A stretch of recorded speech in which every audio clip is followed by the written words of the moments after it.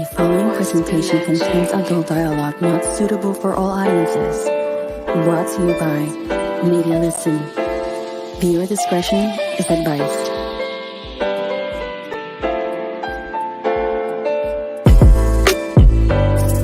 Media Listen.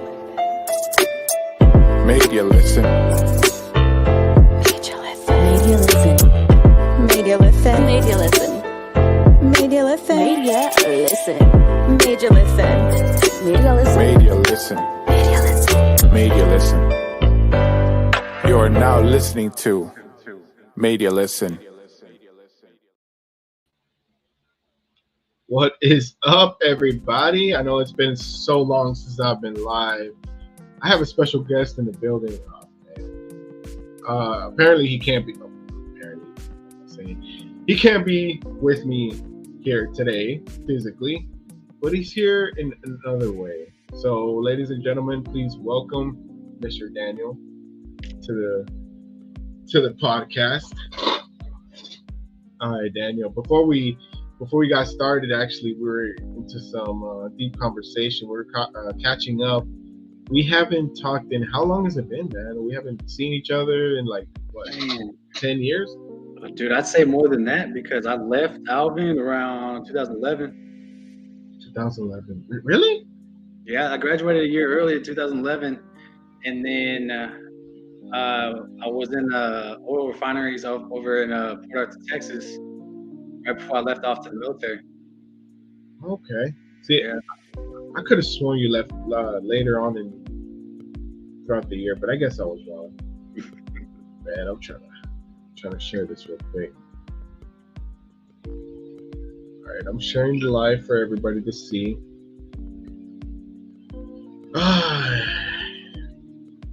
All right, man. First and foremost, go ahead and introduce yourself to everybody who doesn't know who you are. Go ahead, man.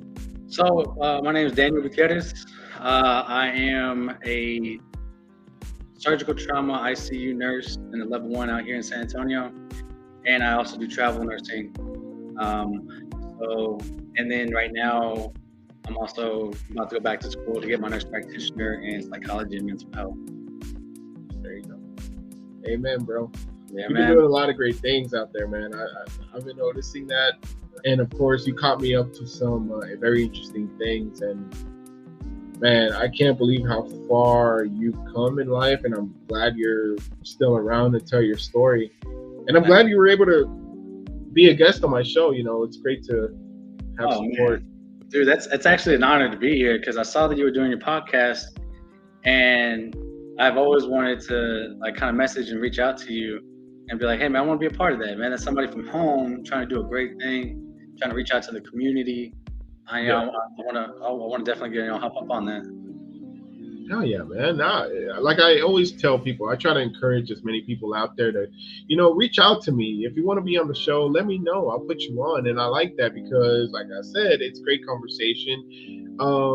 Just look at how caught up we kind of caught up, I guess, for 30 minutes, and it was great. I found a lot of things that I didn't know about you from the beginning, and yeah, man, it's just great and great vibes and all that good stuff. Before we get started, you did hear about that school shooting that happened in Nashville. I think it was Nashville, Tennessee, right? Yeah, dude, I can't stand hearing about these things, man. I was actually not too long ago. I was in Kentucky about 6 months ago, and I was in and out of Tennessee as well. Yeah, and I can't stand it, dude. I can't stand hearing about that stuff. Yeah, man, I hear you. It's a very tragic thing to hear, man. Especially when it involves kids, because you're a dad too of two boys, right? Boys, 10 and 8. 10 and 8, Jesus. So yeah, you kind of put yourself in a situation when it comes to kids because they're around the same age as your kids. So yeah, and it's sad, but also the military and me and my ex have talked to them. My oldest has a cell phone. He's 10, whatever, but it's, if anything happens, find your brother. Yeah. Message us. Find your brother, message us. And they're like two peas in a pod. They they know, and all these things that are happening out here, you know, it's awful that I need to teach my children a military mindset Exactly. when they should be going to school with love, care, nurturing, feeding the mind, feeding the body, and they don't even know if they're going to leave, go home that day. That's horrendous to me, man. Yeah, I don't know if I've ever told anybody this story, but there was a time when they actually shut down my son's school. Yeah. And the first thought in my mind was like, oh shit, it's a school shooting. And my wife was the one that got the email first saying, you know, our school is shut down. Nobody can get in or out. And the first thing somebody thinks about school shooting. There's a shooter on campus, basically. Come to find out, they were actually shut down because there was a there was an accident involving a pickup truck that ran into a telephone pole or something like that. And whenever something like that happens, they have to shut down the whole school to do an investigation and whatnot. But of course, it's kind of scary, kind of sad that we live in a world where as soon as we hear that nobody can come in and out of campus because something happened and they can't really get into it, our first thought is school shooter. That's god awful, dude. It's a sad time that we live in, honestly, because, man, I don't know if I ever, or if you or I ever experienced something like that, you know, growing up. Man, dude, I can't remember like the school shutting down, but I do remember vividly, like in junior high. I don't know if you remember. I don't know if we can like say other people's names on here without. But there was an individual I went to school with. I was in school suspension, so I had to go there, you know, in the little room off to the side. But he almost got stabbed by somebody with a pen, and then there was the officer there at the school who stopped it all. Stuff like that's happened. I remember in high school there were people who got in trouble for brass knuckles, and you know how there's like straps in high school and stuff like that. But I don't know, at the time, man, nobody shut down. Nobody came with guns. They came with brass knuckles, and it was they came to throw down. But I also feel like for us in our environment, in school environment, there's a large fighting population, boxing population. Yeah. And you know, boxing was a huge thing for even if they didn't belong to a gym, boxing was still a big thing. Exactly. You know, so I feel like we were blessed in the sense of we had enough sense to handle it, even though it was still barbaric, with our hands, as opposed to just taking someone's life. And I think I think we're doing something wrong as a society nowadays because these kids are getting their guns from somewhere. Man, I own guns. I own some pretty heavy guns. And the first thing I told my children, or my sons, was starting with a Nerf gun. Like, you don't aim at the face, you don't aim at the eyes. You handle this like it's a real gun. And they have handled my guns. They've handled my weapons. And I've taught them what they're for. And unfortunately, sometimes that's the biggest disconnect is, what is this for? And you have these parents who, and we were talking about it, weren't raised to cope, or they weren't taught how to cope appropriately, so they're teaching their kids not how to cope. Exactly. And you just have generations upon generations of toxicity. So there used to be a time when everybody, hell, even in Tennessee, out in the South, in the East, you know, all the high schoolers have a gun rack in their truck. Jeez. With a rifle on there, and no one cares. No one does anything because they know what it's for. Exactly. In the military, how many shootings in the military? Yes, we've had some. Usually, unfortunately, it's the SI, the circles, you know. But there could be way more. There could be mass shootings everywhere, but we know what it's for. And even when I was out in Afghanistan, dude, like, and your weapon is a part of you. Mm-hmm. You do not like. If my weapon is in the hands of a unstable child, then I believe personally, if it's my weapon and that child was able to get my weapon, I should go down for it too. Exactly. And that's just how I feel, because in the military, if you lost your weapon outside in Afghanistan or in a deployed environment, So Article 15, you're out. That's it, you're Exactly. going to jail. You are going to prison because if, let's say, you don't know who's on base. So let's say someone picks up that weapon and kills your brothers and sisters in arms. That's on you too. You. Yeah, that's on you too. But we were taught that. Exactly. And unfortunately, there's certain things you can't teach the public. You can't teach the public a military mindset.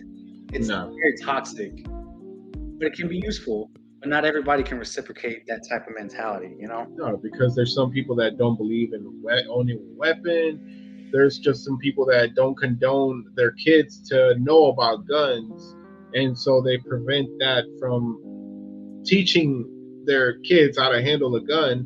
When in reality, I don't think. I mean, it's the idea is frowned upon whenever you want to teach your kid how to handle a weapon, but in reality, I think it's like honestly the best thing you could teach them.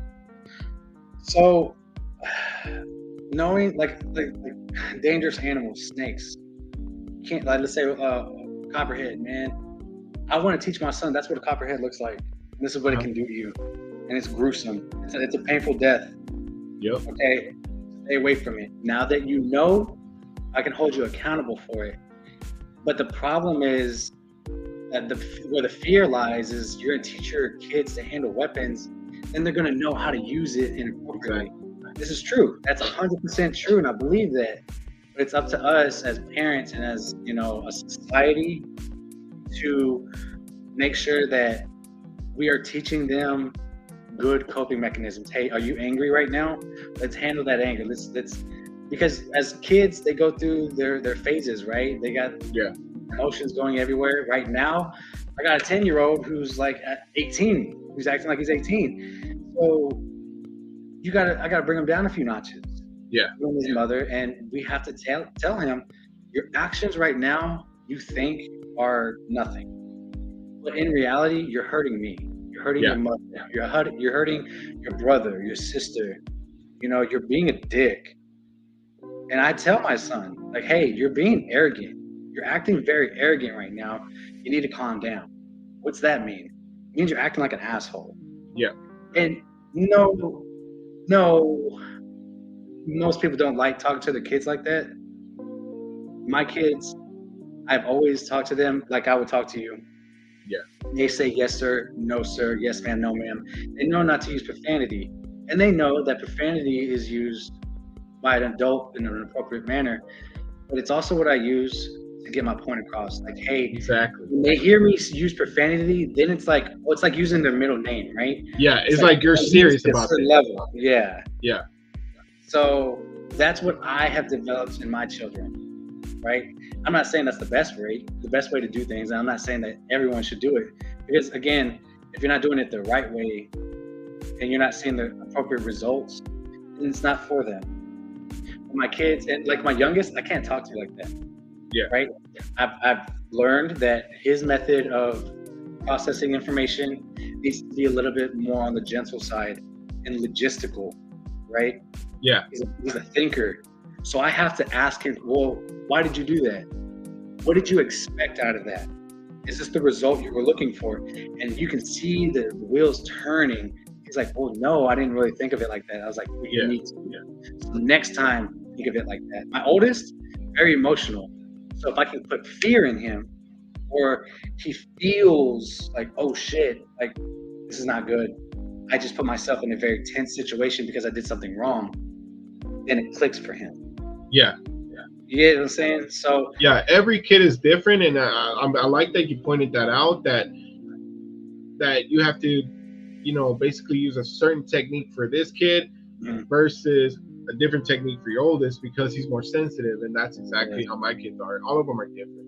None of them are going to be the same. You and I were never taught that. Hell no. If my brother did something wrong or my cousin did something wrong, we all got ass whoopings. Mm-hmm. Like, hey, well, I didn't do anything. Well, he did.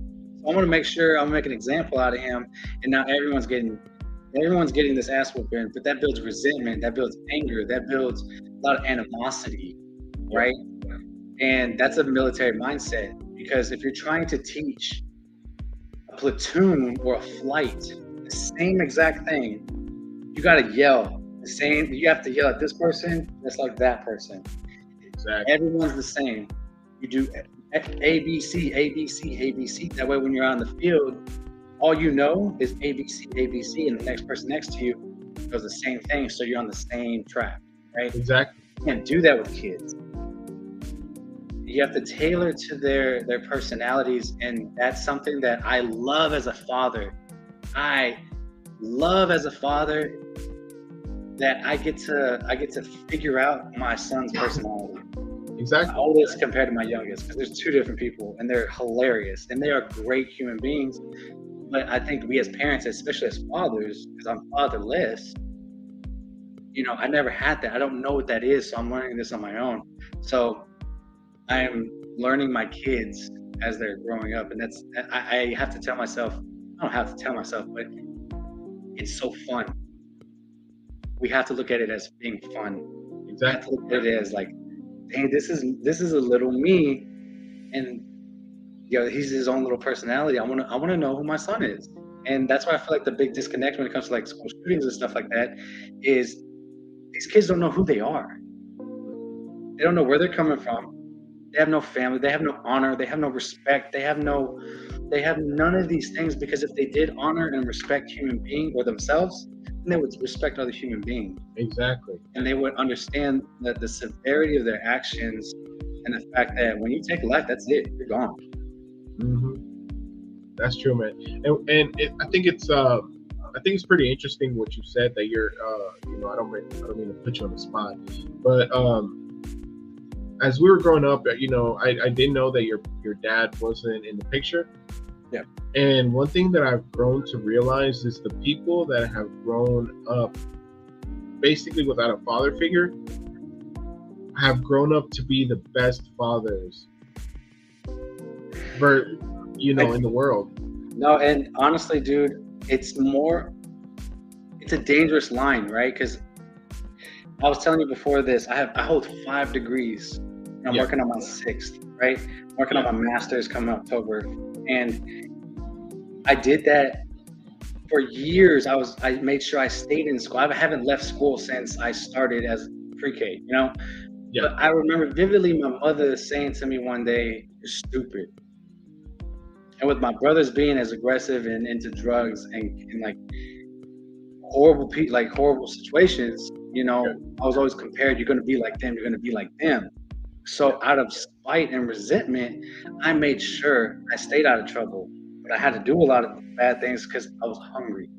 She wasn't a great mother, right? So I did a lot of things out of spite, and I feel like being fatherless. Like, I have a stepdad who's been with me since I was 3, but him and my mom, like, they haven't been together for like 20 years, right? And he's still in my life.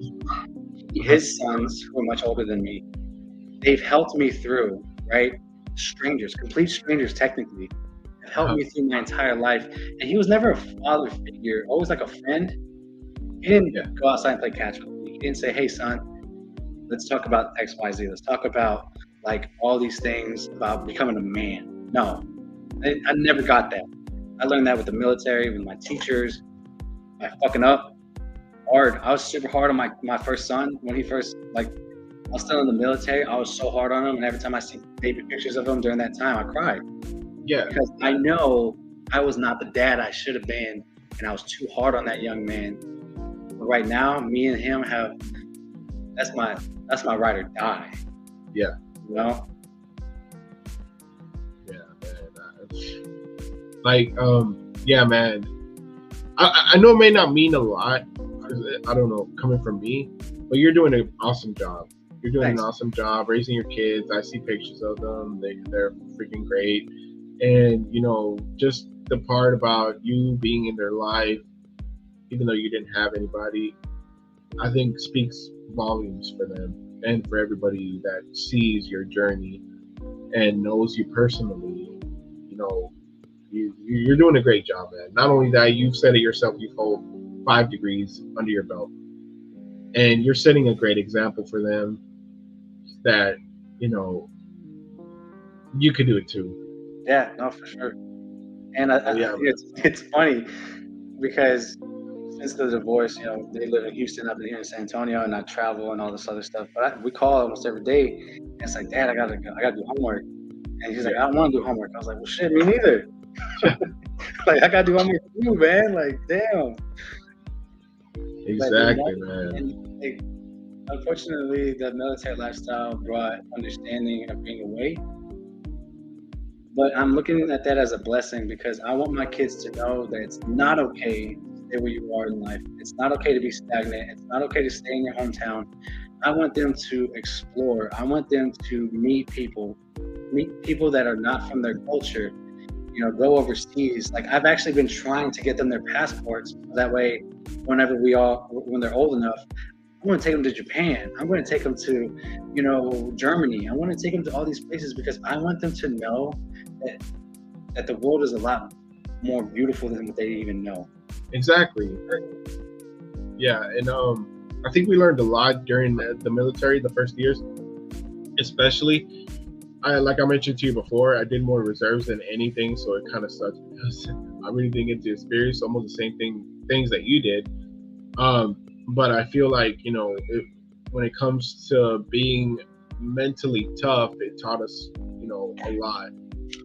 And it taught us a lot to be mentally tough and how to handle stuff a lot better than what we did back in the day, of course. Yeah, I couldn't do it. Honestly, if you would have taken that same little shithead that signed on the dotted line at 17 and put him into my situation now without the military background, I would fail. You would not survive. I'll be failing hard because it was all of those different walks of life that have taught me how to be who I am. Right? Yeah. And this is one thing that I try to tell some people that I'm trying to mentor. A lot of people always say, I want to do it by myself. Let me drown. Let me struggle. Let me feel the burn. Let me feel the struggle right now. I want to do it by myself. And every time I hear that, I say, well, fuck yourself. Yeah. Because that's all you're doing. You're digging yourself a hole. I didn't get to where I am by myself. And I will never take credit for that. Teachers fed me. Teachers, like Miss Walker, God rest her soul. She was my choir teacher. She fed me. She mentored me. She let me stay in her quiet room and cry because I come from a bad home. So I would come to school crying. And she's like, no, don't be seen like that. Don't be seen like that. You're better than that. Hold yourself up higher. You know, my coaches, same thing. They taught me discipline. They taught me things that they knew I didn't have a dad. So, you know, my sergeants, my fellow medics, my everybody, man, all these people, I did this much by myself. And that's how I feel. This is why I feel like this is the mentality people should hold. Because if you say you did it by yourself, you're arrogant. You're arrogant. That's pride. You didn't get anywhere by yourself, man. You got a beautiful wife. You have, like we were talking about beforehand, you have your group of friends, like the Bates, Jason, all of them. Like that's a unit, right? We are human beings. We're creatures that just love interaction, right? So in order to get anywhere in life, man, we need somebody. So I challenge others to take a step back and say, no, you didn't do this by yourself. Go ahead and make me a list of the people that got you here. Yeah. And humble yourself. Because then it has to really think about, like, who's really in my life and who's really gotten me here. You're right, man. Amen to that. Well, as many of you guys know, our episode is called, what's it called? Traveling Nurse, right? Yeah, Traveling Nurse. Traveling Nurse. So, my boy here, do you want to tell the story about how that came about? Oh, yeah. So, I got, like, coming out of high school. So, in high school, my thought process was to make prosthetics. That was my main goal. So I took 2 years of mechanical CAD engineering, and at the time in Alvin High School, I was the only one that took the second year of CAD engineering. So they gave me my own computer, my own books, all free. And I told myself if I wanted to make prosthetics, I need to know the body and I need to know anatomy. So I took a lot of college courses while in high school. And I was like, you know what? If I want to know about prosthetics, I need to put myself in an environment with the highest population of amputees and the highest population of somebody who needs a prosthetic, and who better than the military, right? Yeah. So I signed on that dotted line saying I want to be a medic. I specifically asked to be a medic in the Air Force because I knew the Air Force is going to put me through school and it's going to put me through experience, right? Yeah. People are like, oh, it's Air Force, you're not going to deploy, you don't do anything. Oh, I deployed. I did a lot. I learned a lot, you know? And like I was telling you, I started my college in high school. The Air Force started me on their program. And as I was continuously going to school, I finished both of those degrees at the same time because they both shared the same prereq. Yeah. That's where two of them came from. One with Allied Health, the high school, and then Nursing Technologies with the Air Force. I deployed in 2015 to Bagram, Afghanistan. I was in Craig Joint Theater Hospital for about 7 months in the summertime, and it rains mortars out there, man. Like, people get bombed, shot. I've dealt with explosions, gunshots, blast wounds, like RPGs. You know, I've sent a lot of, you know, like brothers and sisters back home in a box, you know. Yeah. And like, there's some things that I wish I would have just left out there, and I can't just leave out there. It's gonna be with me for the rest of my life. And absolutely, you know, we talked about one of the cases out there. You know, I hold a lot of guilt because I couldn't save somebody. I couldn't save a few people, and that never goes away. You know. Yeah, of course not. And I'm pretty sure you dealt with a lot of stuff that a lot of people, a lot of medics and in the hospitals deal with, you know, every day almost. Yeah. 'Cause, you know, they struggle. There's just that life that they can't save, and they think to themselves, "Could I have done better?" Every they day. beat themselves up, asking themselves, "Is there something else that I could have done?" And they could have, you know, still be here with us. And I think that was a very unfortunate event that you had to go through also. But at the same time, it came with the territory, I guess you could say. Yeah, I knew what I was getting into coming in, but being that young, I didn't understand it. You see the movies, you see all these things, and you're like, oh yeah, I can do that. Until you're holding someone's legs that aren't attached to somebody anymore. You're doing compressions on somebody who has a gunshot, and like, it's just nothing back there, man. Jesus Christ. You know, and you know, like I was telling you a case, a guy got shot in the back of the neck and blew off half his face. Yeah, and I think that was crazy. Yeah, we took a piece of his hip and we made a new jawbone for him, and he was an Afghan, so we had to take care of him. So he got hit by a 5.56 round in the back of the neck and took out half his face, and we reconstructed his jawline. And by the time I left deployment, he was going home.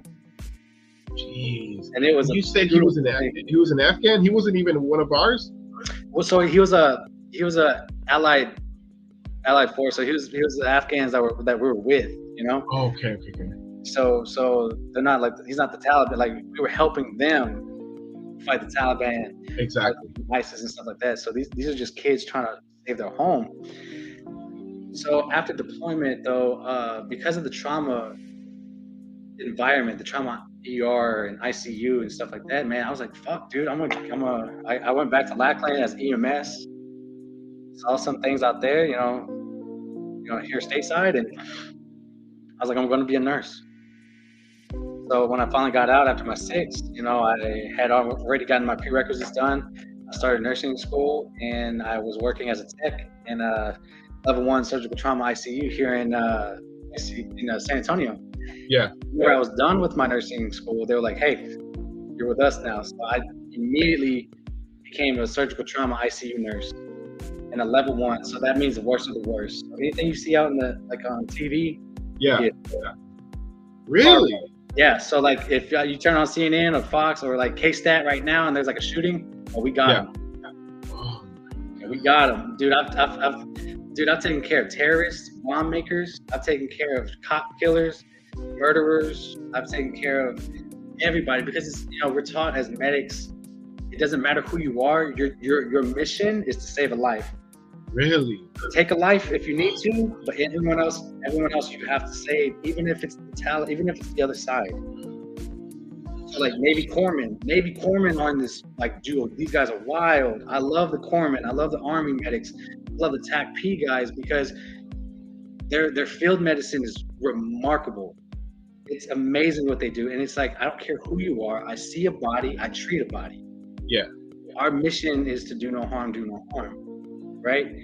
So coming out in the real world, I was taking care of like these people who were killing cops and shooting and like just murdering their spouses and committing like attempting suicide and stuff like that. So it was very gruesome. But in my mind, I was like, man, dude, I've already done this. Yeah. I was like, yo, let's go, let's run it, like send it. And the civilians out here, they're like, dude, this guy's fucking crazy. Like, what's going on with Daniel over here? Why is he so calm about this? And this is why I love the military experience, man. Yeah. And since then, man, after I got my year in, I started travel nursing, which if there are any nurses out here like listening in, don't travel unless you are in a unit that gives you a plethora of information and experience. So in the trauma ICU, I dealt with cardiac, neuro, like obviously like ortho, like orthopedic, like X fixtures, tractions, where we have to put weights on people's like legs to open them, like to stretch them out, to put the bone back in place. ICP monitors to like understand the pressure of the brain, right? Because if it's too high, they can die. If it's too low, they can die. Learning your pressors, like learning medications that mess with the blood pressure, as well as like sedation. Like the surgical trauma ICU prepared me, it threw me in, and I was baptized in fire. Yeah. I've had 9 pumps going, a CRRT machine going, which is like kind of like dialysis, but I have to regulate how much fluid I'm taking off, so that way they don't die. Yeah, right? Exactly. Because their kidneys aren't working, so I have to be the kidneys. They're on vents, so I have to be the lungs. So me and the RTs, we work hand in hand. The respiratory therapists work hand in hand, and then we go to the docs if we have an issue. But usually we have to figure that out, right? Yeah. And because of that, and because of a lot of my mentors that I adopted in and I asked to be my mentor, I was like, hey, I want to travel because I want to get back in the military life. I wanted to be a vagabond. I wanted to be a gypsy soul again, So that's the best way. Yeah. Yeah. Okay. So I see why you did that. Yeah, that's what I'm doing, man. So I'm about to start my 4th assignment. I did my first assignment I did here in San Antonio just to get my feet wet, understand like the politics and stuff in it. And then I went to Kentucky for 3 months. And then I just got back about a month ago from West Virginia. And then now I'm going to Nebraska here starting on the 4th. Uh-huh. So, hey, I'm going to put a poster up right now.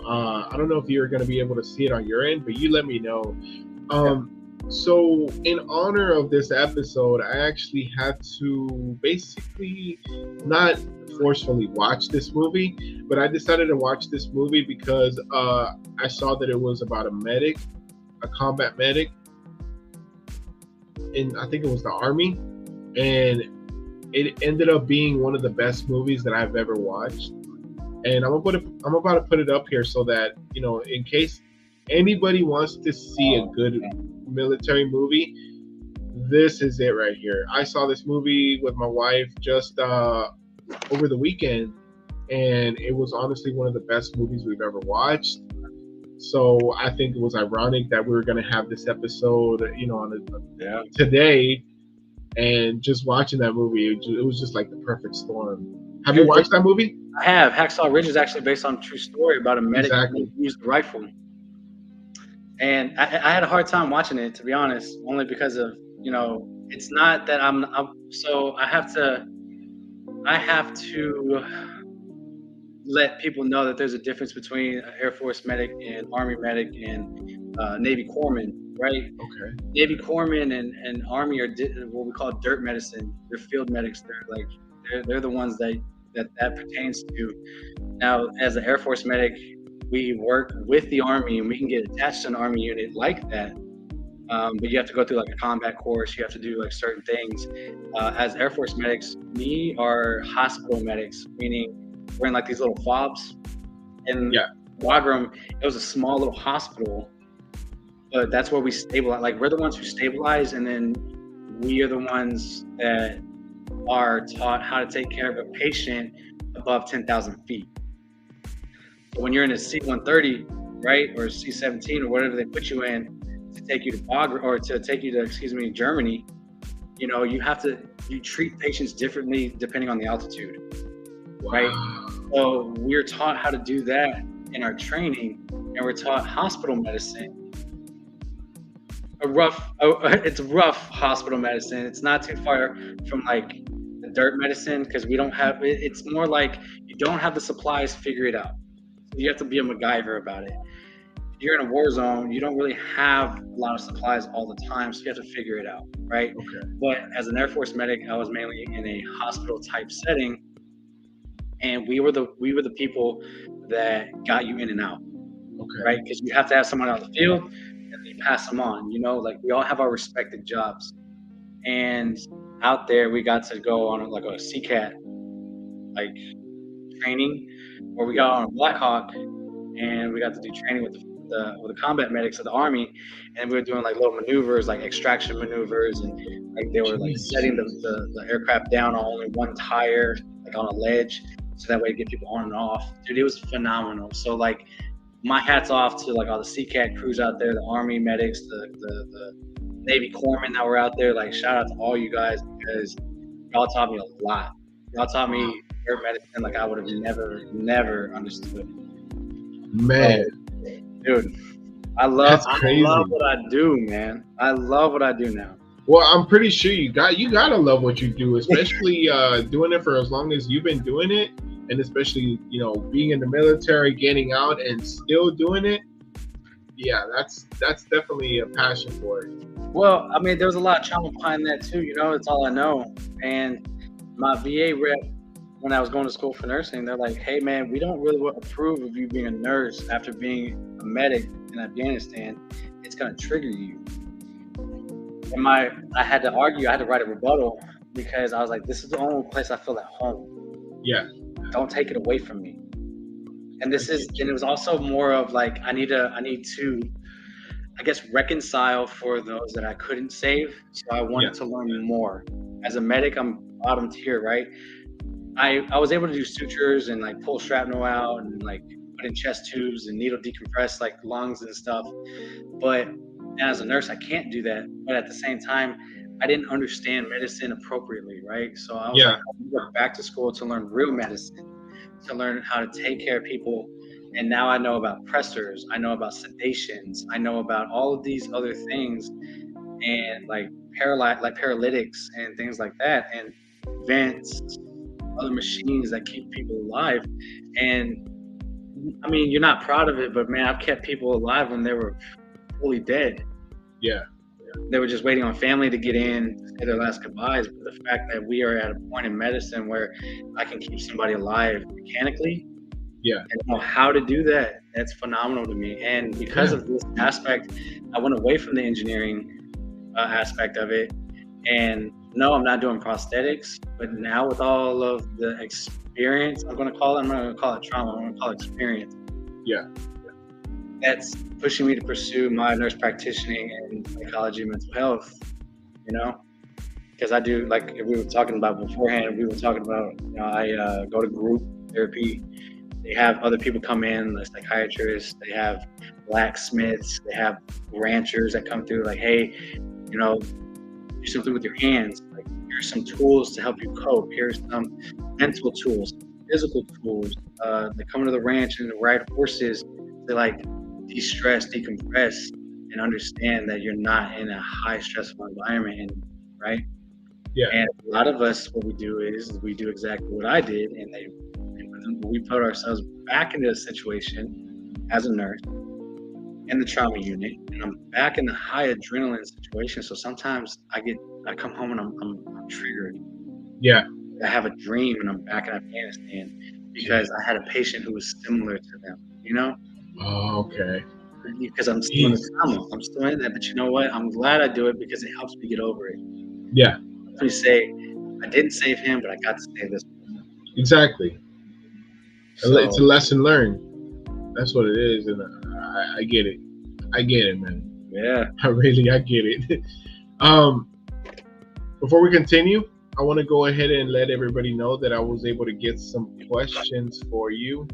So if you're listening, Liz, thank you so much for those questions, because I think she's a traveling nurse herself. Oh, wow, Sam. So I was able to ask her, what are some questions that you guys get asked, or you as a person, as a nurse, like to get asked, or other people too. What questions would you ask a traveling nurse? So she did send me a few questions here, and I'm about to ask them to you. One of the first questions that she asked is, what degree do you need to start, I guess, the traveling nurse? This is a super common one. You just need your associates. Bachelors don't mean anything. I don't know where that came from. One of my friends now, she's a nurse of 11 years and has her associates. And she's also a surgical trauma ICU nurse and ER. So after you've been in a unit for over a year, you can claim it as a profession, like a specialty. Yeah. So I am only an ICU nurse, right? But I know how to do neuro. I know how to do medicine and surgical trauma. She knows ER. She's worked in the ER for 10 years. And then ICU for like mixing those two for a few years as well. So you only need your associates.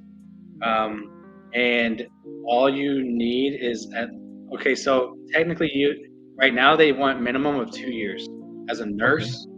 Yeah. 1 year experience in whatever field that you're going to. However, I don't recommend that. Have more experience, because the mentality of a travel nurse is that you know your shit. Before COVID, travel nurses were the top-notch cream of the crop. They knew everything. They saw everything. So they got the hardest patients. Now with COVID, everybody jumped ship to get paid more. So you have all these youngins coming in, including myself. I didn't do it for the pay. I did it for the travel. Yeah. Right? Because again, the military mindset, I just want to go out and do shit. Yeah. And what happened was a lot of these new cats came through and they kind of shit on the name of a traveler because they didn't know enough. And they were causing a lot of like mistakes. And now as a traveler, you're not trusted. Now it's like, we can't trust you until you prove yourself. So we're going to give you the easy shit and dumb shit. And like, not like crazy patients who are like throwing poop at you. And we're going to float you all the time, right? Yeah. Until you prove yourself, and then blah, blah, blah. But then by that time, your contract's up after 3 months and you're gone. Okay. Wow. Definitely well said. Well, here's my next question. How many years of experience do you need before starting traveling nursing? And I think you actually answered this question here, right? Yeah, so it depends on the company, right? So I work for Medical Solutions, and they now, whenever they go and when they see an opening job for somewhere, the hospital will have their requirements. Now it's minimum 2 years for 90% of places. Depending on your company, though, those companies are attached to specific hospitals, and those hospitals, if they're like lower levels, like level 3s, level 4s, they don't require as much. However, if you're trying to see some stuff, do some stuff, get real experience in level 2, level 1, minimum 2 years, minimum. And even then, like, if it wasn't for my military experience, I would still be working to get the experience right now. And the 6 years as a medic plus the 2 as a nurse, like, I'm able to think on my feet and figure things out. Okay. Right. So for anybody who's L&D, pediatrics, neonatal, or OBGYN, or not OBGYN, excuse me, OR, you guys, they love you guys. You guys get paid a lot more than what ICU nurses do. Yeah. And they need experience out there. They need experience with OR. They need experience with OBGYN, the L&D portion, and neonatals, right, and pediatrics, because the travelers jump ship, so they need more people in there. So if you have that and you have 2 to 3 years experience or more, preferably, dude, hop on it. We need help. We need help out there, and you guys can definitely benefit. But there's a difference between a traveler and a true traveler, right? You can do local traveling, which is what I did my first assignment, and you just stay home, and that affects your pay. But me as a true traveler, I go state to state. I'm a true traveler. Like there's a handful of us that go all around the nation, and those are considered true travelers because those are typically the ones that just want to do it for the photos, pictures, Yeah. for the experiences and stuff like that, you know? Yeah. I get you, man. Another question is, how do you get started? Oh, amazing question. So there is an app that I am not promoting, but I am going to tell you that it's called Vivian, Vivian, and little V, and download the app.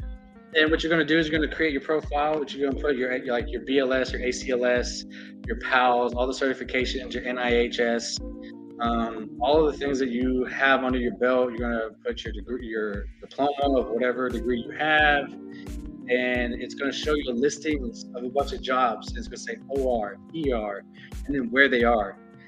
You click on it, and it sends it to a rep, and then you're going to get an automatic text message, and then somebody's going to call you and say, hey, I'm with this company. You want to travel? And it's like, well, hell yeah, let's go. I will say, be careful. Some recruiters are real assholes, and they're just not really good about getting back to you. For those who are in the medical field, HCA, which is huge in Houston, I will never work for an HCA hospital ever again. They're absolute garbage, and they treat their people like shit. And that was my first assignment here, and the medicine that they did was horrendous. Really? To their patients. Yeah. I think there's actually a hospital here, right now. There's many. That's actually HCA Capital. It's like their headquarters is in Houston. Oh, okay. Yeah, they're everywhere. Interesting. I can't stand that place. I can't stand any of them. Fuck. Wow. Well, now I'm glad I know that now. Then. Yeah, and so also too with the Vivian app. Yeah. If you apply for California, New York, Washington, stuff like that, those are non-compact states. So if you're in the state of Texas, you have a compact license, you can't go there unless you get a temporary. Alaska is a single state, meaning they have their own like weird rules, and it's like a 6-month period to get like a temporary license.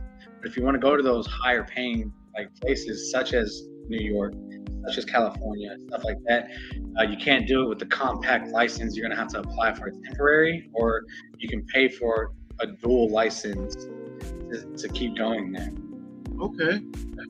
So, man, listen to you guys. If you guys are watching this episode solely for the purpose of, because it's educational, listen to what this man has to say. He's more knowledgeable in the area than I am. I'm just asking questions, and it's just great information that I'm getting from him. So, man, hey, man, I'm here to ask more questions. Hopefully, some of the questions that I have will answer more people that are watching this episode, either today or tomorrow, whenever they get a chance. Here's the next question right here. Does your agency provide housing? So I get a stipend if I'm greater than 100 miles from my resident. So you have to put an address. It's part of the stipend. And then some agencies will do, they'll reimburse for travel up to a capped out amount. Sometimes it's 400, sometimes it's 700. It depends on the company. But you get a housing allowance, and that is non-taxable. So your recruiter will break down your entire paycheck. And like, let's say like this next assignment might be $2,700 a week, right? So it breaks down how much of that is taxable, what's the hourly rate, right? So if it's like, let's say you get a contract and you're making like 57 or 60 an hour, right? And then it breaks it down by the hour, it breaks it down by the week, and then it breaks it down. Is that including food and lodging, right? It's almost like the military, your BAH and stuff like that. So yes. And then some people, if you want to travel as a group, there are some companies that will do a group, but you don't get the travel stipends. They find you lodging, and they also drive you to and from work, but you're on their time. you have to make sure you're out on time and make sure that you don't really have a lot of leniency, but you're with a group. You're with a group. Yeah. Some people like to do group like that, so that way they don't have to worry about expenses. Me and one of my friends, we were in Kentucky together, but we were about an hour and a half away from each other. But we were with different companies, but we were like, hey, we want to be close to each other. You can definitely do that. Okay. So mine, I like to find my own, and usually I go to Furnish Finders or Airbnb, Yeah. and I find something, put like for 3 months, and then pay. But it's no big deal, especially now that I sold my house. That's going to be my only monthly, right? Yeah. Cars are paid off, no debt. So that's one thing to definitely consider is one, finances. If you're going to be a new traveler, you're going to see the money and you're going to go ham. And I'm going to tell you right now, it's going to hurt you in the long run. So one big thing that I learned this tax season is you pay different taxes for different states.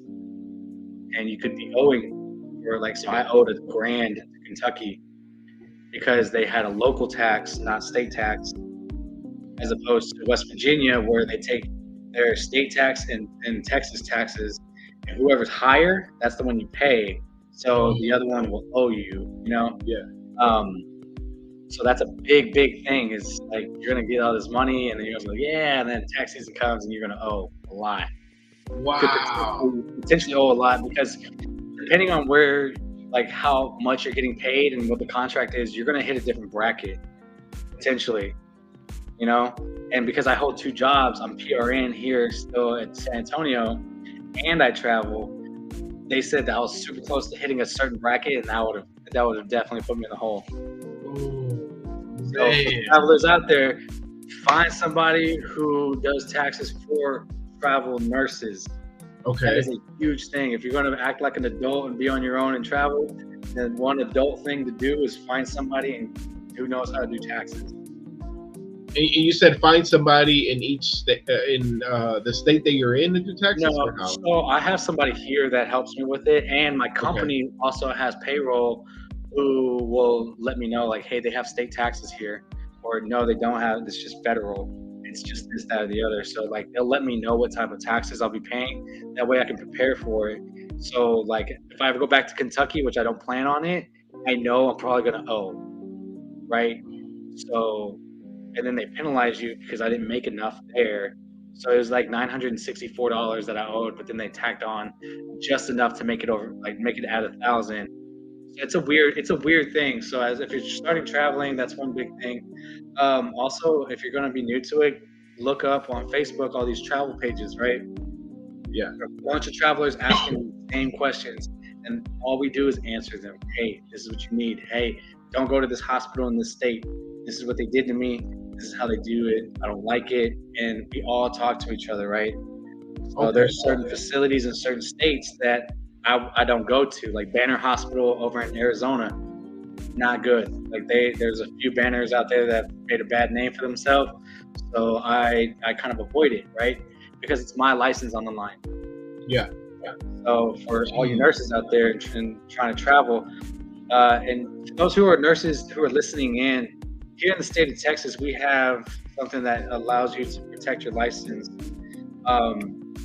It's called Safe Harbor, right? If you have an unsafe assignment, you can write Safe Harbor, and it protects your license. If anything happens to that patient, it's not on you; it's on the hospital, because you claim, hey, this is not a safe environment. I'm telling you right now, I'm taking the patients, but it's not safe.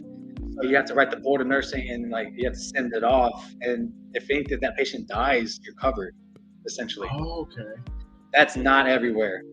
I found that out the hard way. I did not know. I thought Safe Harbor was a nationwide thing. Safe Harbor is definitely not a nationwide thing. So yeah, very, very careful. And this is why I say you need a lot of experience, because if something goes wrong, you need to know how to fix it. Yeah. Or you need to know how to handle it. You need to have experience, not just in medicine, how to deal with the politics of the hospital, because your license will be the first one that they revoke, and you're going to be the first one to do jail time. Like all these nurses that have like mistakenly given the wrong med, or all these other things. Like, should there have been other ways to prevent that? Absolutely. However, they were also not covered. Another big thing is having nursing insurance, like your own separate insurance, which is like it's not like health insurance or anything, but it's to protect your license. Yeah. If you ever get sued or you ever get thrown in court, you have a representative for you, right? Yeah. Wow, man, this is so much information. I don't know how you do it. Dude, honestly, man, it's constant feeding, right? It's constantly Yeah. Like people in the medical field, do not disrespect my field. Please do not disrespect my field. If you're in a field of continuous like progression, then you should also be continuously learning. Don't get stagnant. Don't get complacent in where you are and say, well, this is what I learned. And then 30 years down the line, it's like, well, this is how we used to do it in my day. Nah, fuck that. Like, it's not your day anymore. Like, if you're in the medical field, progress with your field, right? So you need to continuously be learning. Yeah. And you need to continuously be like asking the questions, can I do this? Legally, can I do this? And I tell these things to like the people I precept. Work as if you have to prove yourself in court. Yeah. If you have to be in court, could you prove yourself and could you win? Because it's not about what you think, it's about what you did and what you know, right? Yeah. So if you can prove, well, I charted this, that, the other, I did X, Y, Z, I did all these steps, I charted, I covered my ass, and you are a great nurse. If you're like, nah, fuck it, blah, blah, blah, blah. Like these doctors are crazy, or man, this patient's an asshole, I don't give a shit, blah, blah, blah. Just throw away your license right now. Like don't even be a traveler. You have to take it serious, no matter what. Extremely serious. Really serious. That's insane, man. Yeah, and like you have my info. If you want to put up like my Instagram, I'm not really on my Facebook, but if you message me on Facebook, I get the notifications. Anybody who has any questions, please feel free to message me at any time. I get back to anyone with any answers. Like I'm more than happy to help anyone progress. Also in school, if you have questions about school, like let me know. Yeah, you know what? I'm actually gonna put your Instagram here in a bit. Before I do that, I want to go ahead and continue with the next question. Next question is, how long is each assignment? Like I said, I mentioned to you before this episode started, I read these questions and some of them I am a little bit like, what? But if you understand them, that's good because that means you know exactly what they're talking about. Yeah, no, for sure. You know what I'm saying? So how long is each assignment? What exactly does that mean?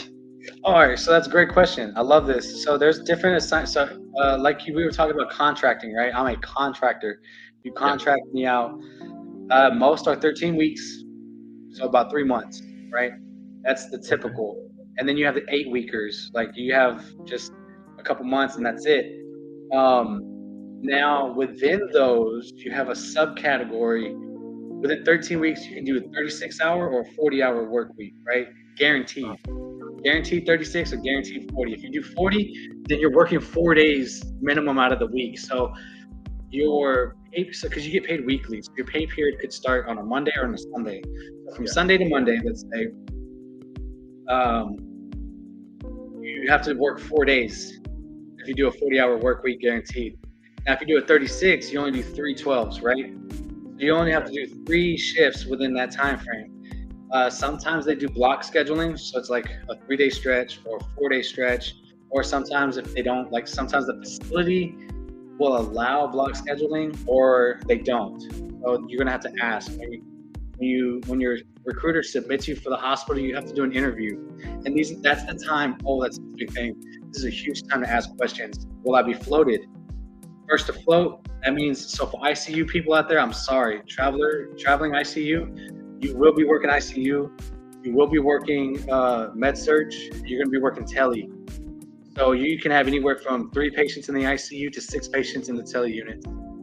So the tele units, they're walkie-talkies, they're just there waiting for discharge, or they're not there for anything crazy. But I am an ICU specialty, right? I'm only ICU. So I never did med surg, where they give you 4 to 5 patients and they're a little sick, but not too sick, and not sick enough for the ICU, right? Yeah. Shit can go wrong. That's where it's scary, right? So I'm used to 2 to 3 super, super, super sick patients in the ICU. But as ICU travelers, you are the piece that they put in everywhere. However, if you specify in your file and to the hospital when you do your interview, I don't do cardiac ICU, I don't do neuro ICU, I don't do like OBGYN and stuff like that, they're not going to put you there, right? They're going to be like, okay, good to know. We don't want you there if you don't know shit about it. Yeah. The only people who are really safe from floating are anybody who deals with small people, so pediatrics, OR, and sometimes CVICU, which is cardiac ICU, cardiovascular ICU. Those people, usually when they get hired on, they stay in that unit. But if you're generalized ICU, like I'm trauma ICU, not everybody has a trauma ICU. Usually that's a level 1 to level 2, right? Hospital. And I don't always travel to those types of hospitals. So I am the interchangeable piece. So I will be floating a lot. And I just kind of come to grips and say like, okay, well, I'm not always going to be doing ICU. I'm not always going to have just 3 patients. We're going to have up to 6. Yeah. So be ready for that. And if you're not ready for that, don't do it. Is there a way to prepare for something like that?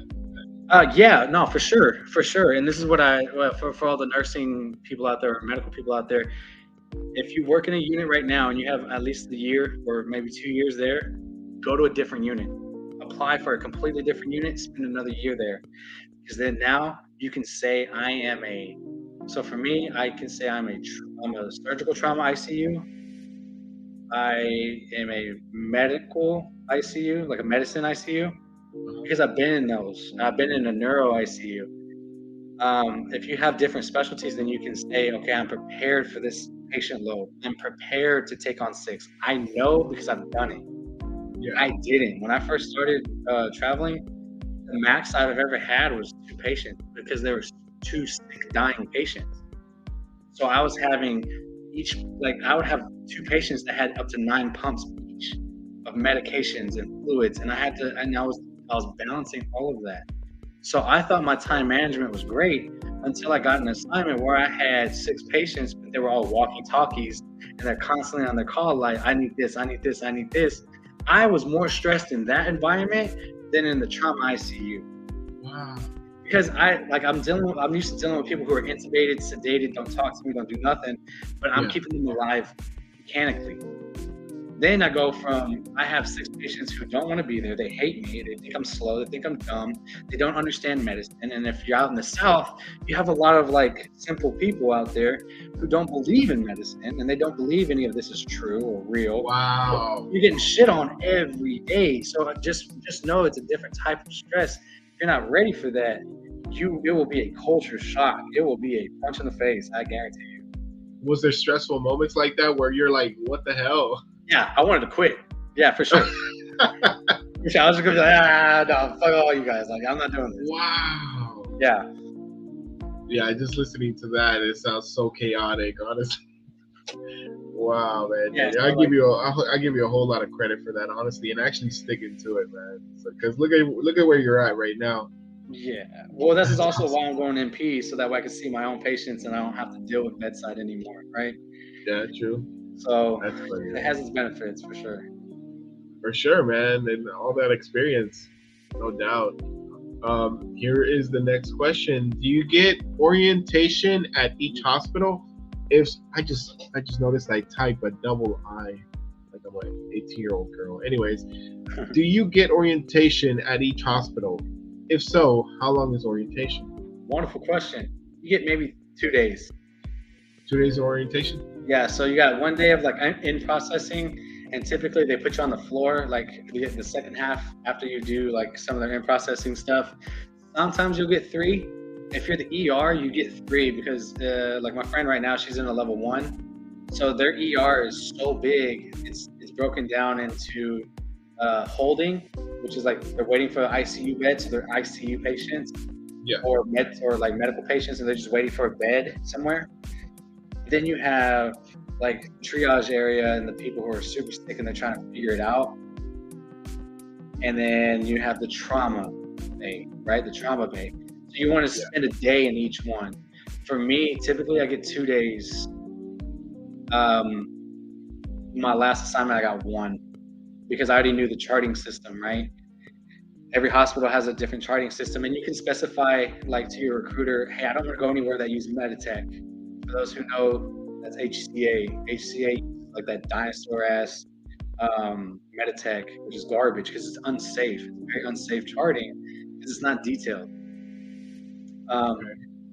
You have Epic, and then you have Cerner. You have all these other things. So if you don't have experience, like I don't have experience with Cerner, so this next assignment I have to stay the whole day learning about Cerner, and then I'll spend a day on the floor, and then it's like, hey, good luck, because you as a traveler should already know how to do medicine and how to be a nurse.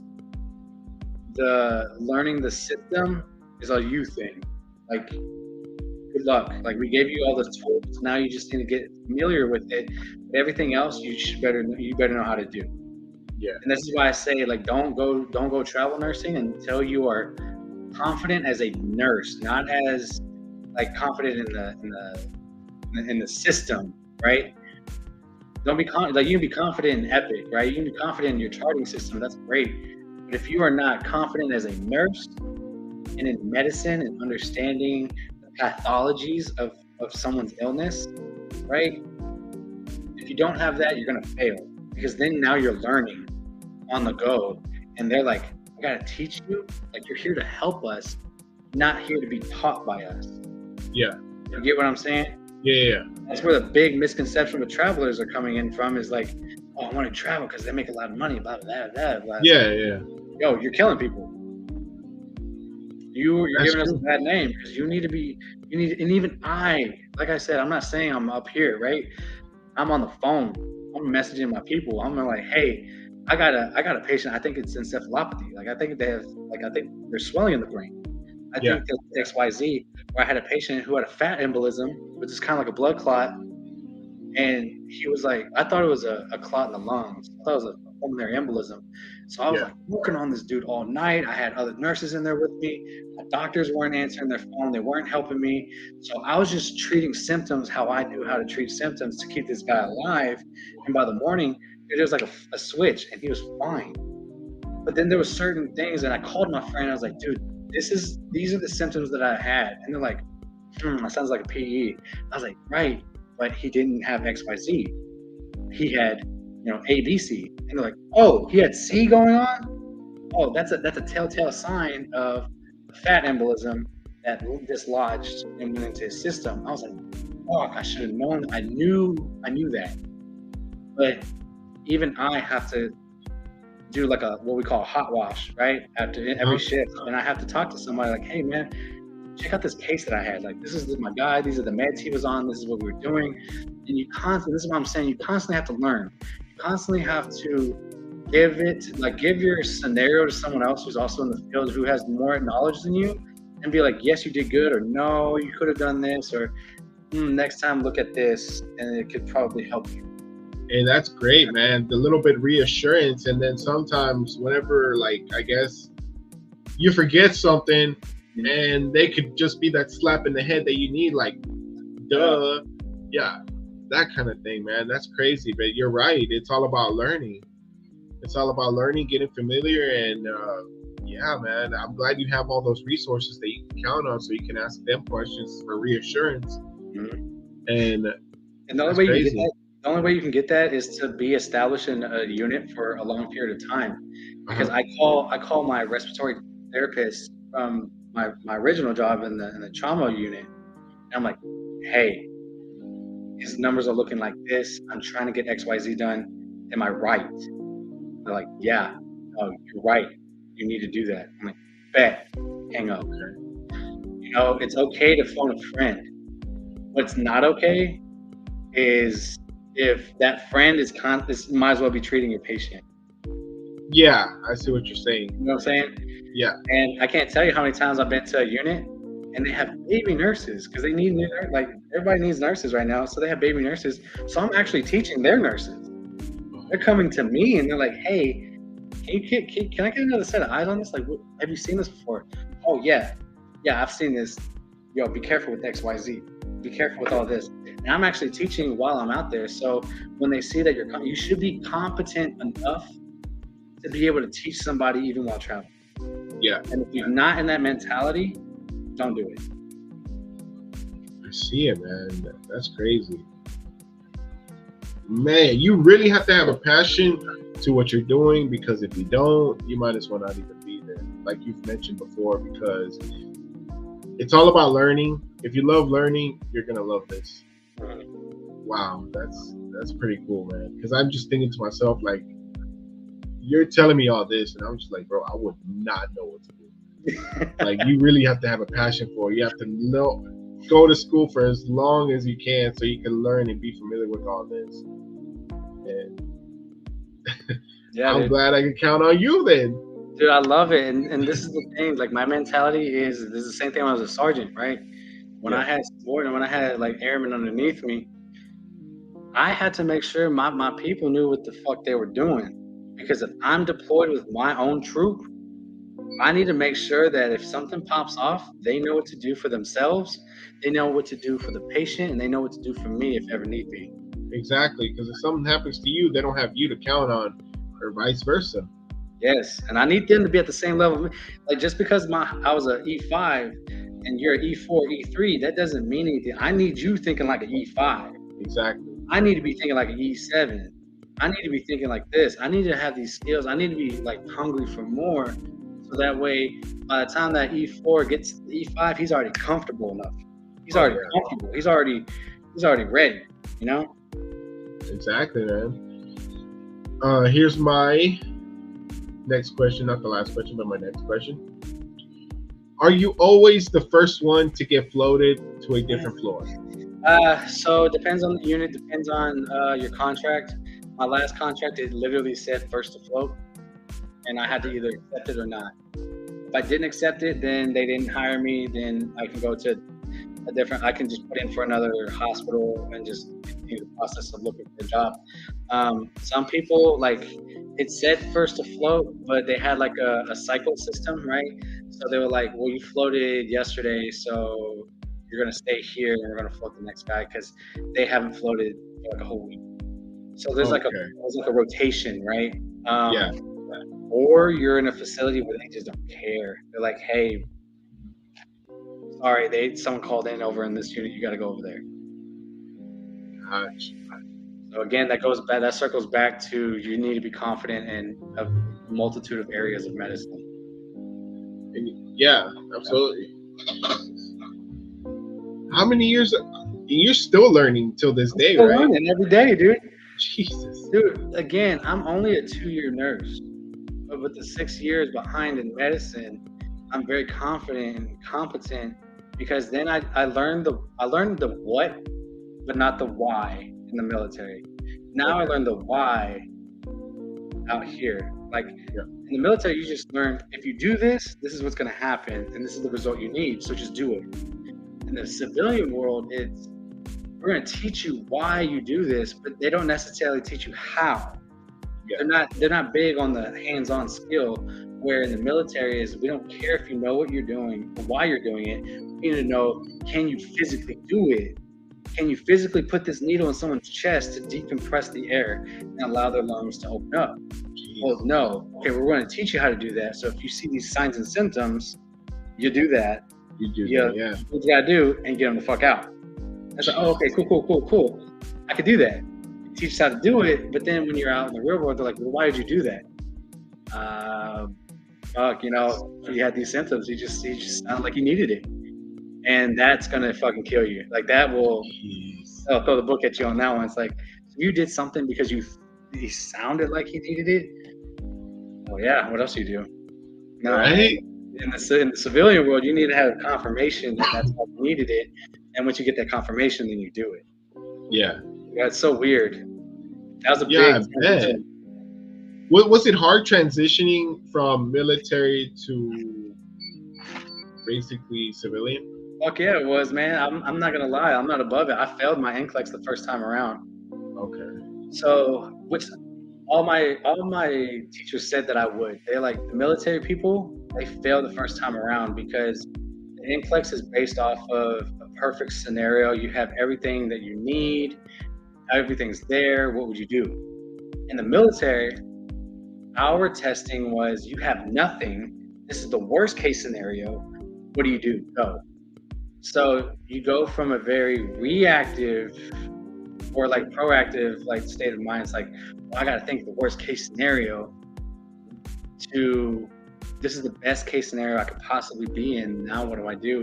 So you go from a almost barbaric thinking style to a more civilized construct thinking and more like logistical pathological thinking mindset. So again, it goes back to the learning the why, not just the how. Yeah. Jeez. Last question that Liz has for you. Is it true that you get the worst assignment? I'm gonna go ahead and say no, because I've been in some good assignments where no, I didn't get the worst. That again goes back to when travelers were known to be badasses, right? They did get the worst of the worst, especially during COVID, right? Because they were thought to like the theology was you're a traveler nurse, you know a lot, you've seen a lot, you've done a lot, so we can trust you with this patient. Yeah. Right. Now you're probably a new nurse. You probably only have about 1 to 2 years of experience. So we don't trust you. We're going to give you, I guess you can call it the worst assignment because it's the patient that can talk the shit the most, right? Yeah. It's the patient who's angry. It's the patient who's like trying to get up out of bed, trying to like pull everything off. And like, I've had a patient call the cops while in the hospital saying that she's being kidnapped and held for ransom. Like you get the psych, the psych patients. So yeah, I mean, I guess it depends on what you consider the worst. Yeah. Right. Because in my opinion, that's the worst are the ones who are not lucid, and it's hard. It's like trying to herd cats, right? And if you have three patients who are trying to all like going crazy and sundowning, and they're like, "Who are you?" Blah blah blah blah. Like you're kidnapping me. Blah blah blah. Like that's the worst assignment. Whereas other people think of the worst assignment is, damn, my patient is on repressors, they're on a vent, they're sedated, they're all this other stuff. Like the worst assignment, you know, they're the sickest patient. But to me, it's like I want the sickest patient. Yeah. That patient right there is easier to handle, you know, because they're sedated. Yeah. They're not going anywhere. They're not doing anything. I'm doing it. So the ball's in my court. Okay. So that question, is it true that you get the worst assignments? That's kind of it depends on what you consider the worst, right? Yeah, I guess you're right. Man, Daniel, it was a great conversation. You really taught me a lot. Kind of scared me out of ever wanting to be a travel nurse, to be honest with you. Yeah, nah, dude, it's a great experience. Nah, man, but you're doing a great job. You're very knowledgeable in the field, that's for sure. And I hope that, you know, whoever watches this episode, if they ever think about doing it, they can certainly get with you. For everybody who's listening or is a little curious about his Instagram, like he mentioned before, he's more active on Instagram than Facebook. Here is his Instagram username.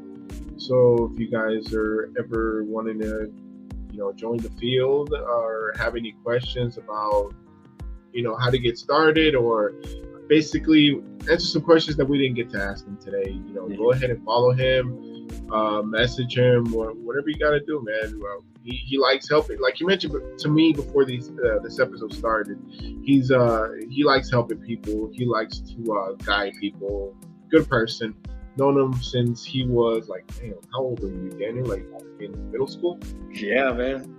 Yeah, I know this since he was in middle school. So, you know, we go way back to a long time. There's some things that I didn't even know about you, man, and I learned today, and it sucks, but hey, you know. Hey, we're here. That's all that matters, right? Exactly, right? But yeah, man, thank you so much for being on my show, I guess you could say. And you really opened my eyes to a lot of these things, man. And I'm glad that this episode is going to be, you know, recorded and out on YouTube for as many years. I'm never going to take any of the episodes down because I like watching them. I like going back to them. Absolutely. And, you know, people will get curious and stuff like that, and they'll be able to rewatch it and whatnot. Yeah, no, So- thank you for having me, dude. Thank you for having me. And we can talk after the fact too about some of the things because you say you're gonna keep videos and stuff. But Absolutely. again, man, like I love what you're doing. I respect you. Like I've always respected you since middle school. You and the whole crew, you know. So thank you, family. I hope the best for all of you guys and anyone and everyone listening again. Thanks for listening. You know, it means a lot because I'm just trying to make good men better. You know, I'm just trying to make my community better. And Absolutely, man. the knowledge, you know. And like you mentioned to me before the episode even started, that you know it doesn't matter who or what you look like, because you mentioned to me like you have gauges in your ears, you're all tatted up. Look at you. Yeah, It like doesn't matter what you look like. You're still out there saving lives, which is more than what anybody else can say about themselves. You're doing a lot better than most people are doing, and that's what matters. Don't ever judge a book by its cover. for sure. Because And you know, I tell that person that you're judging could potentially be the one that's saving your life. yes, I teach my kids that every day. And if you have tattoos, gauges out there, and you're trying to be a nurse, or you're trying to go do a profession like in the medical field, or anything in the medical field, I will tell you right now, there are people with tattoos on their necks now, on their hands. You know, gauges. Like it doesn't matter. Like strive for it. Is your schooling going to be a little bit more difficult because of it? Yeah, maybe. But me as a professional, I get compliments on my tattoos. I don't wear these gauges while I'm, you know, doing patient care, but I do have my tunnels in, and I get compliments, especially with the older population. They love my tattoos. They're like, "Oh, that's so pretty." I'm like, "Oh, thank you."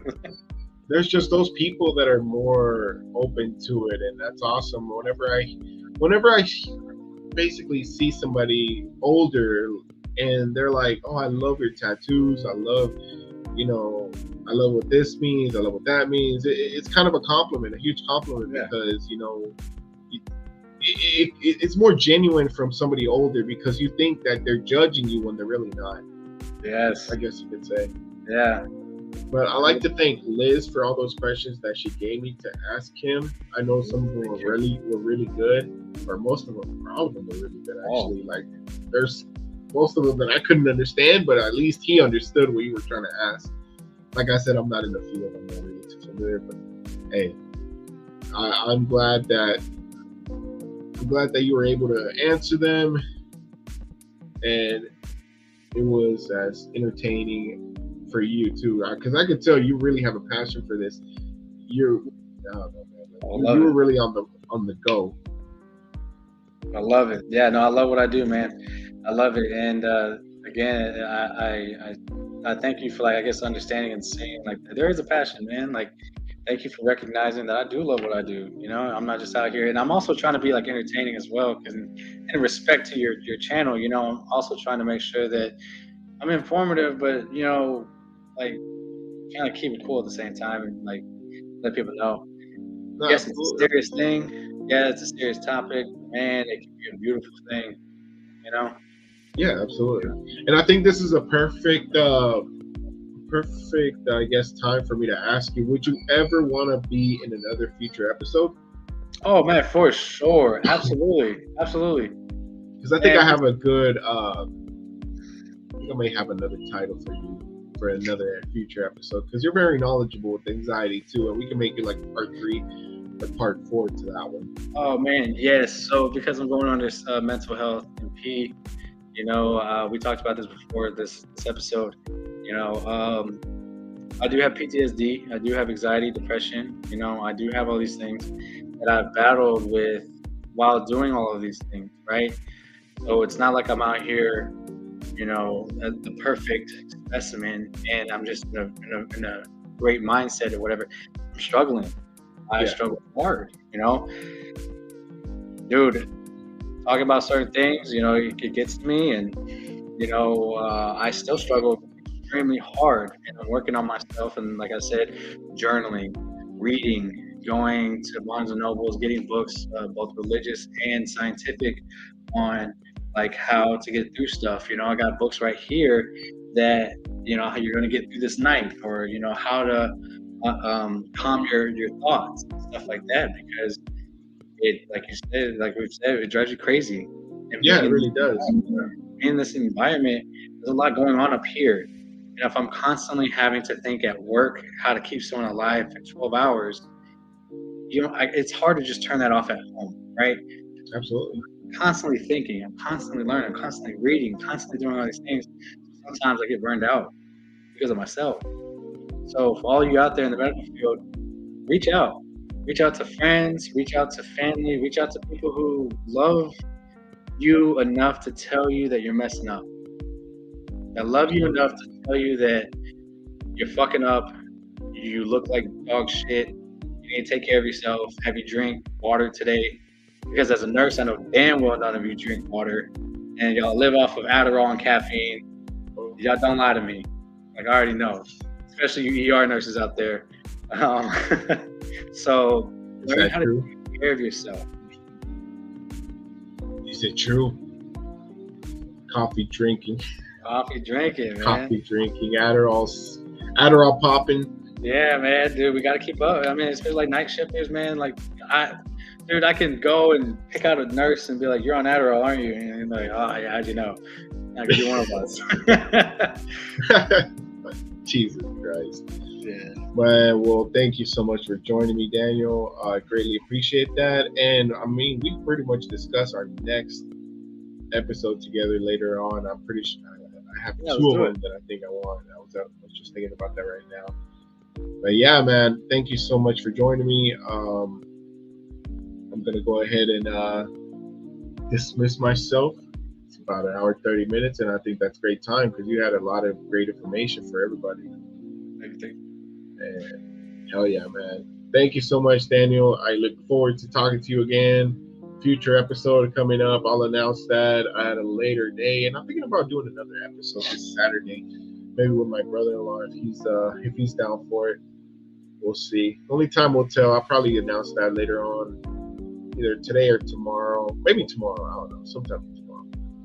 If not, I'll do it next Saturday. That way it gives me enough time to promote it. But man, Daniel, thank you so much.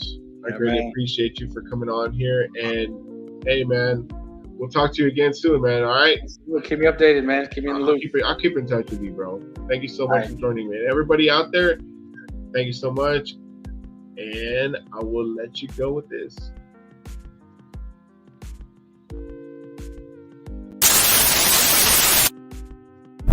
If we look to the answer as to why for so many years we achieved so much, prospered as no other people on earth, it was because here in this land we unleashed the energy and individual genius of man to a greater extent than has ever been done before.